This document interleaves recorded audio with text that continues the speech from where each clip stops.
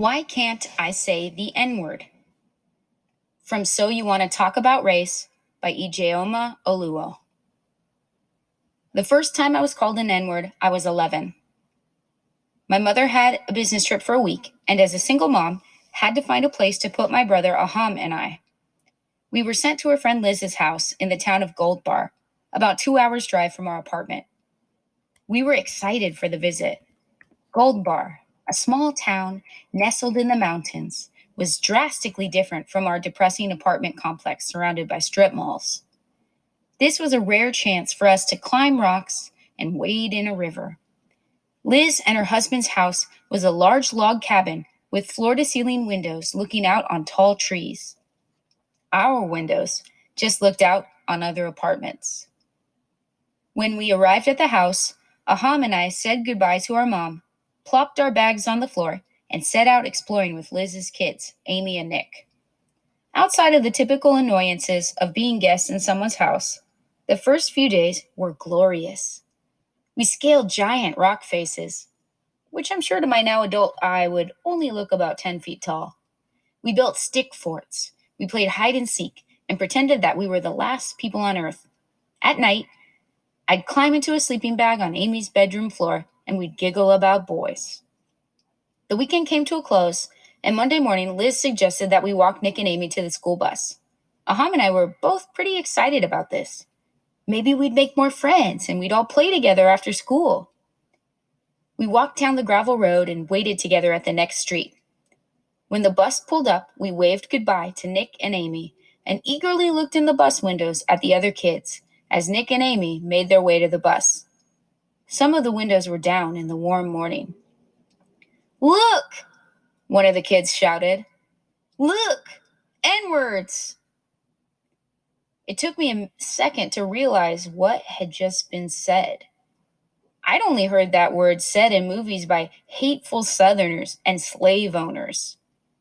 But before it could fully register, another kid shouted, "Ha! Look at the N-words!"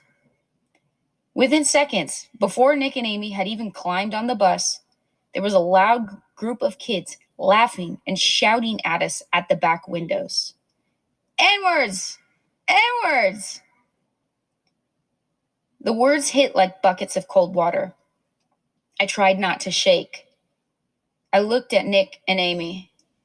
They would know what to do. These were their friends. But they weren't saying anything, and they weren't looking at us. They were laughing. My brother and I watched silently in horror as the bus drove off, the kids' laughter echoing back at us down the road. We turned around and walked slowly back to the house. I don't think we talked about what had just happened.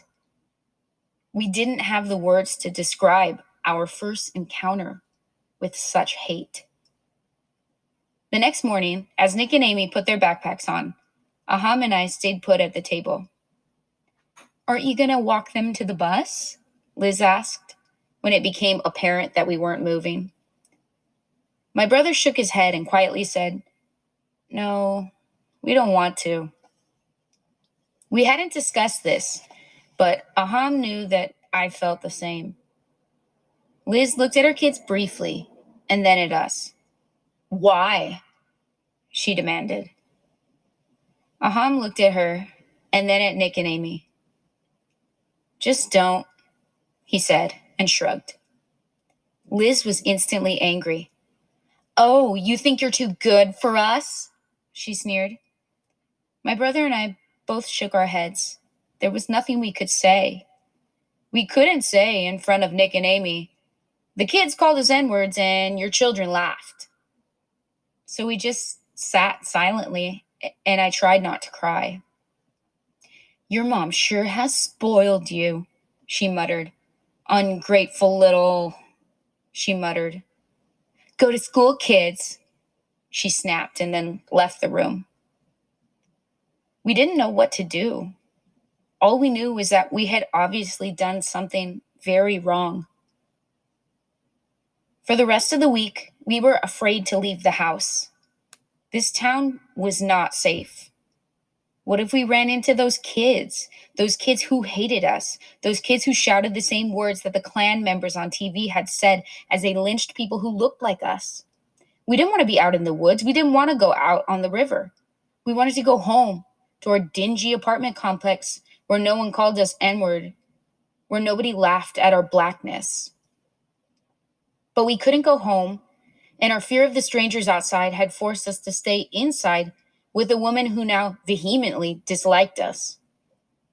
For the rest of the week, she watched us like a hawk, yelling about every misplaced dish or every neglected please or thank you. The rest of the week, the words spoiled and lazy were hurled at us as if they were our names. Sensing the change in environment, Nick and Amy started acting more cool toward us, treating us as annoyances rather than friends. They didn't want to play games or talk about friends. They just wanted us to leave. At the end of the week, our mom came to get us.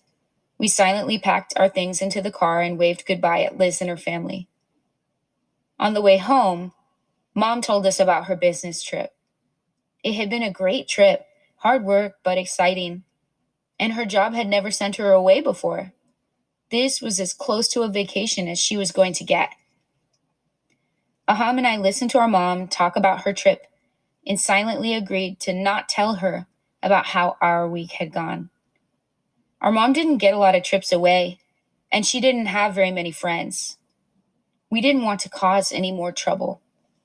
Words have power. Words are more than their dictionary definition. The history of a word matters as long as the effects of that history are still felt. Take, for example, the history of the word N-word. First, simply a take on the Latin noun niger, black. The word became a slur used to demean black slaves in the U.S. From the 1700s on, the word N-word was used almost exclusively to express hatred. N-word was a word shouted at black men, women, and children by slave masters as they lashed their backs with whips. N-word was a word hollered by white men in pickup trucks as they chased down black kids. N-word was a word repeated by men in white hoods as they got ready to burn a cross on the lawn of a black family. N-word was a word spat at hanged black bodies. N-word is a very powerful word with a very painful history. As long as we have had the spoken word, language has been one of the first tools deployed in efforts to oppress others. Words are how we process the world, how we form our societies, how we codify our morals. In order to make injustice and oppression palatable in a world with words that say that such things are unacceptable, we must come up with new words to distance ourselves from the realities of the harm we are perpetrating on others. This is how Black people, human beings, became N-words. All oppression in race, class, gender, ability, religion, it all began with words. Not all words are equally powerful because not all words have the same history. Take the word cracker. Cracker is a slur sometimes used to refer to white people. Many white people have argued that it is just as bad as using the N-word. But say both words aloud right now. Loudly. Which one turns your stomach? That feeling in your gut when you say the N-word loudly and clearly, that is the history of the word being invoked with it as well. Cracker simply does not have that. Cracker doesn't invoke the mass lynchings of white people, blacks only lunch counters, snarling police dogs aimed at white bodies, because that simply did not happen in our history. Cracker has not been a tool of racial oppression against white people because nobody is or has been racially oppressing white people. No, if this is where you say, what about the Irish? Note that the word cracker certainly played absolutely no part in the oppression of the Irish, and that oppression was perpetrated by other white people. In our history of racism, words have had a starring role in the brutalization of people of color. Beyond the N-word and beyond Black America, Words have been used in the oppression of many races. I will not use those words here because I am a Black woman and I do not feel comfortable invoking the painful history of words used to oppress Native American people, Asian American people, Latinx people, and more, when my community has not had to suffer the consequences of how those words have been used to justify genocide, internment camps, and more. But looking at human history, words have been used to separate, dehumanize, and oppress, and the power of those words is still felt today. Picture a water fountain with the sign colored on it. Picture a lunch counter sign declaring whites only. Picture a group of angry white men encircling a terrified Black boy shouting white power. Think of the words used to subtly signify race. Words like ghetto, nappy, uppity, articulate, thug. All of these words can conjure up powerful emotions because they conjure up the powerful history and present that they have helped create. People of color have inherited the pain of these words. The oppression they face today is a direct result of how these words were used in the past. Today, Black people are still suffering from the ghettoization, poverty, police brutality, and everyday discrimination that these words helped build. In contrast, white people have inherited the privilege that these words have made possible. They have inherited the advantage of not having, in this generation and previous, the specific set of disadvantages placed in their way that these words placed on the lives of people of color. This is why, even if some of these words have been reclaimed or reappropriated by some in the community they were used to oppress, when these words are used by white people, that use will continue to be abusive because they are still benefiting from how these words have been used while people of color still suffer. Does this mean that a well-meaning white person who is not trying to oppress people of color absolutely cannot use these words just because others may have had ill intent? No, you are free to say just about anything you want in a country with free speech. And even if people of color wanted to force someone to stop, we have very little power to do so. But the important question is, why would a well-meaning white person want to say these words in the first place? Why would you want to invoke that pain on people of color? Why would you want to rub in the fact that you are privileged enough to not be negatively impacted by the legacy of racial oppression that these words helped create?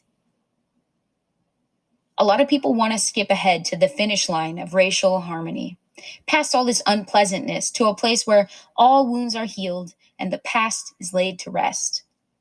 I believe that this is where some of the desire, excluding openly racist a-holes who just want to make people of color feel unsafe, to use racially taboo language comes from.